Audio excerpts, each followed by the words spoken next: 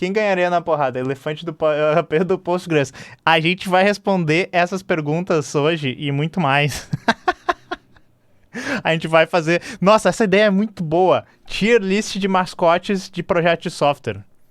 Mas quais deles ganhariam numa briga? É isso aí, pessoal. Coitado do caranguejo do Rust. Vocês acham que o caranguejo do Rust não consegue? Acho que o caranguejo do Rust, ele ia ganhar pelo menos do rato do Gol. Capetinha do BSD provavelmente ia chegar longe no torneio. O rato todo doente de mascote é o Gol, eu acho. Esse rato aqui, né?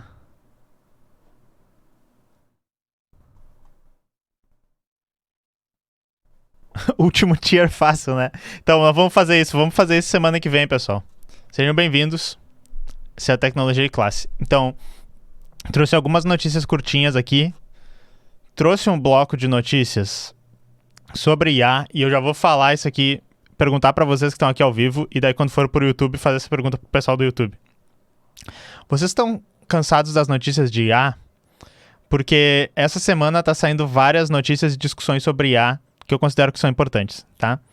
Mas me parece que vocês estão cansados desse assunto, porque os vídeos não engajam muito, as pessoas não colocam tantos comentários e, no geral, pode ser também que vocês não gostem muito da minha opinião sobre IA, porque eu sei que eu tenho algumas opiniões que não são...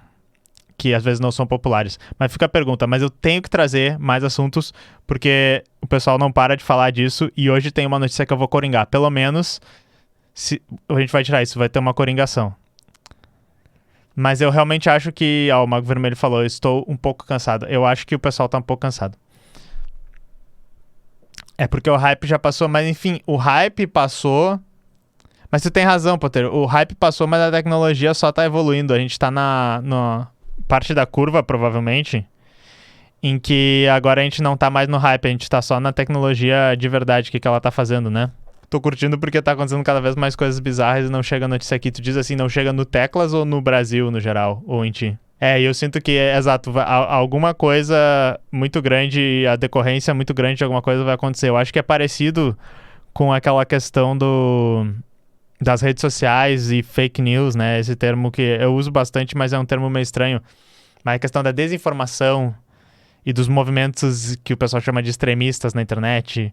dos movimentos negacionistas, todos esses termos eu acho complicados, mas por essa questão das fake news explodindo nas eleições, assim. E daí a gente tendo Trump, Brexit, Brasil aqui, Bolsonaro, eu acho que a IA vai ter um momento, assim, de virada e que isso vai acontecer. Então, mas vamos para as notícias. Essa aqui eu botei recapitulando, porque essa notícia eu já trouxe há um tempão atrás na live. Eu nem sei se tem no YouTube o corte específico dessa notícia, mas tem no canal de arquivo de lives, que não sei se vocês sabiam, tem um canal onde eu arquivo as lives com um pouquinho menos de edição, não tem as thumbnails, não tem, às vezes, descrição, outras coisas, mas tem as lives inteiras lá. Que se vocês forem no perfil do canal no YouTube, vocês acham esse canal também. Eu trouxe uma notícia que era assim, trabalhadores do Slack, e inclusive eu acho que a Mozilla estava envolvida, a questão do ativismo da Mozilla envolvida nessa questão, trabalhadores do Slack estavam fazendo um protesto sobre a questão de que o Slack deveria, por padrão, implementar criptografia ponta a ponta dentro. E na época, eu acho que até eu vou me fazer uma crítica à maneira que eu reagi a essa notícia, porque eu falei assim, pessoal, o Slack ele é uma plataforma fechada, provavelmente a plataforma é dona dos dados, eles vão fazer o que quiser e reclamar disso, tipo, é ok, mas provavelmente vocês não vão conseguir nada. Mas eu acho que eu deixei fora uma dimensão importante disso, que é o que essa notícia vai trazer. E daí eu vou ler essa notícia aqui e daí provavelmente vocês vão notar essa dimensão que eu deixei de fora por talvez não levar tão a sério essa questão ou não tratar tão a sério a questão do pessoal protestar o Slack ali naquela questão, por causa disso que eu tô lendo aqui agora, tá? Então, grandes empresas estão utilizando ferramentas para monitorar comunicações entre funcionários em aplicativos como Slack, Microsoft Teams e Zoom. As organizações têm utilizado o eDiscovery, uma IA da startup Aware, para avaliar de forma anonimizada o sentimento de funcionários em tempo real. No entanto, o software também pode identificar comportamentos como bullying, assédio e discriminação, apontando os funcionários nesses casos. As empresas alegam que a tecnologia é usada principalmente para governança, risco e conformidade. A aplicação da IA para monitoramento de funcionários é uma área em expansão, mas levanta preocupações sobre privacidade e o potencial para criar um efeito inibidor sobre a liberdade de expressão no local de trabalho. tá? Não trouxe a notícia inteira para ler, porque eu acho que o que é mais interessante é a gente falar da implicação social disso, como isso afeta o Grêmio. Porque olha só, então, para fazer a crítica do que eu falei ali antes, dizer para as pessoas, vocês têm que se ligar que o Slack é uma plataforma proprietária e não tem como o Slack ser esse lugar aí, porque eles querem ganhar dinheiro, eles querem usar os dados de vocês e tal, beleza, isso é um aspecto. Mas a pessoa tem a oportunidade, digamos, de trocar do Slack e usar o Rocket Chat, que, por exemplo, é um que é brasileiro e é open source, um clone do Slack. Ou até usar o Matrix, né, que é um aberto, e continuar no mesmo emprego, porque, na realidade, a pessoa tem que usar o lugar que o emprego dela fala para ela usar. E daí agora começa a ficar mais claro isso, que se as empresas não te derem isso, e obviamente elas não vão, porque elas estão literalmente não servindo os funcionários que estão usando, elas estão servindo o chefe que está contratando o Slack para a empresa, né? Se tiver a oportunidade de fazer monitoramento da eficiência dos funcionários, eu vou usar o termo bem-estar, mas eu acho que é o termo errado, mas do bom funcionamento dos funcionários dentro da empresa, usando essas ferramentas, obviamente eles vão curtir isso.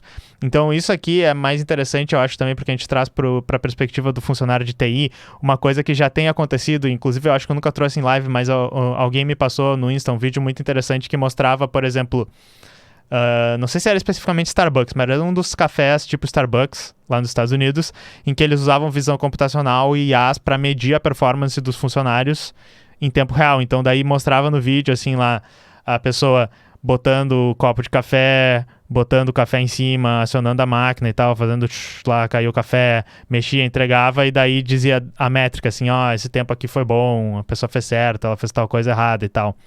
Transformando o local de trabalho cada vez nessa linha de montagem e tal, tipo, vocês lembram do Charlie Chaplin lá fazendo a crítica à linha de montagem, né, no período da industrialização ali do Reino Unido, mas agora fazendo isso de uma maneira bem mais moderna. E daí, com essas ferramentas, até o teu chat do Slack ali, que tu tá, tô trocando piadinha com meu amigo, não sei o que, com meu colega de trabalho, né, mas enfim, pode ser amigos. Tô trocando piadinha, estamos falando sobre trabalho e tal, daqui a pouco teu chefe vai dizer, a equipe está batendo papo demais e o tempo de resposta médio quando acontece um pedido de ajuda está 2 minutos abaixo da outra empresa lá.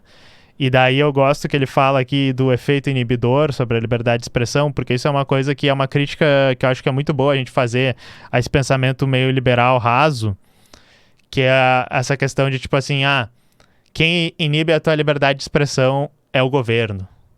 São instituições maiores e tal. Existe uma conspiração da esquerda woke para acabar com a liberdade de expressão.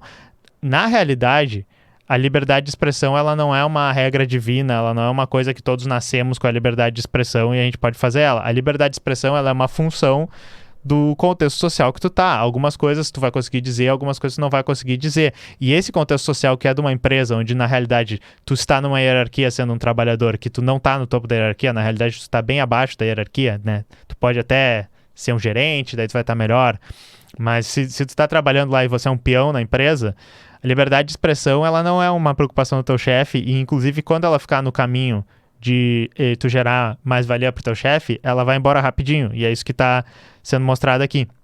Então eu achei interessante pra gente pensar isso, fazer a autocrítica que quando eu falei originalmente do Slack, tipo, obviamente, gente, pra que vai protestar? O Slack é uma plataforma fechada e eles podem botar o que eles quiserem, eles não vão botar a criptografia. Eu fiz a crítica meio do pessoal do software livre, que é meio rasa, assim, de que tipo, não, só troca tudo pra software livre, mas eu posso entrar na empresa que eu tô procurando emprego e dizer assim, pessoal, vamos sair dessa plataforma Slack que é proprietária porque o Rocket Chat é melhor, daí o chefe vai dizer, não só tipo, cala a boca porque aqui não existe liberdade de expressão, eu sou teu chefe, mas assim, o Rocket Chat vai ter suporte a essa ferramenta de monitoramento para eu tirar o máximo de produtividade de vocês? Acho que não. E outra coisa, quando eles falam bullying e assédio e discriminação, tipo, muito maneiro, essas ferramentas vão estar impedindo comportamentos tóxicos, vão criar um ambiente de trabalho melhor. Mas será que ela também não vai estar procurando organização sindical?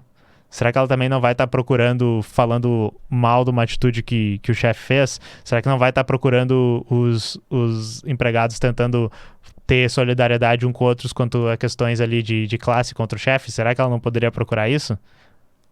Poderia, né? E a gente sabe que ela também vai procurar isso. Então, é extremamente importante a gente pensar, como a gente estava falando agora há pouco, da questão das coisas que a IA vai causar. A IA está começando a causar isso. Ela está começando a causar, que nem eu disse, tem um livro que eu sempre recomendo para vocês, dessa vez não é Colonialismo Digital, é o Realismo Capitalista do Mark Fisher. Por mais que esse livro ele não tenha exatamente a mesma linha política que eu tenha, que eu acho que o cara ele é lá da Europa, então ele tem uma linha política talvez um pouco menos radical que a minha e tal.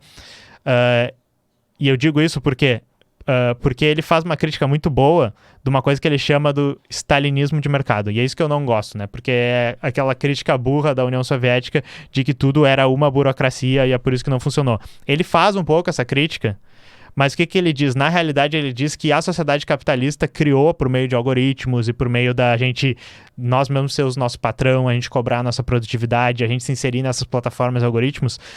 O mundo capitalista moderno, o capitalismo tardio, criou este burocratismo, esse stalinismo, eu tô fazendo aqui e tal, porque na real eu sou um stalinismo, olha aqui o meu bigode, tá? Mas criou esse stalinismo de mercado, que ele diz, que deixaria qualquer liberalzinho leitor de Hannah Arendt dizendo que ele tá vivendo sob uma ditadura. Sim, tu tá vivendo sob a ditadura do capital. E eu acho que essas notícias aqui mostram como a tecnologia, junto com o capital, junto com esse desenvolvimento do capitalismo, cria essa sociedade de repressão que o pessoal diz que é o 1984, que é o comunismo e tal. Não, a gente tá vivendo nisso, sabe? E com a diferença que vai ter gente que vai defender que, na real, isso é a liberdade de verdade, que o teu chefe tá certo, que o teu chefe tem um direito constitucional de, de te oprimir dessa maneira. Não é oprimir, porque ele está te pagando. Eu sou muito esperto, sou um liberal. É isso, deixa eu ler aqui o chat. Apareceu um pra mim verificando pela câmera de segurança se o funcionário estava na baia do escritório trabalhando ou não produzindo. É exatamente isso que eu tô falando. São ferramentas de proctoring, às vezes eles chamam, que a gente via elas antes, por exemplo, pra questão de fazer a prova online. Aí tu quer filmar que a pessoa tá sempre ali. Ou fazer a avaliação de empreso, que isso é uma coisa que é muito distópico, mas, por exemplo, eles às vezes fazem coisas que os presos têm que ir lá pra ver como é que eles estão e tal, só que não é uma pessoa que vai lá, não, eles vão só numa máquina e tal, e fazem por videoconferência, isso. Todo esse tipo de coisa. É tecnologia sendo usada pra quê? Pra criar a distopia que a gente sabe que a gente vai viver um dia. Ou eles vão te demitir e dizer, te demitimos porque você não tem perfil... Isso é bom também. Segundo o Slack... Isso é muito bom, o modelo é anonimizado, né? Segundo o Slack, não tem porquê, mas tá dizendo aqui que você não tem o fit cultural. E o algoritmo tá certo, tá ligado? Porque ele é um algoritmo, ele não é um humano que tem erros. O algoritmo nunca erra, gente. O algoritmo disse o quê? Você não tem o fit cultural. Por que será? Será que é porque eu uso uma camiseta da Soberana e às vezes eu falo que o patrão tá nos abusando? Não, tu não tem o fit cultural. Tu não tem o fit cultural. Mas enfim, essa era a primeira notícia.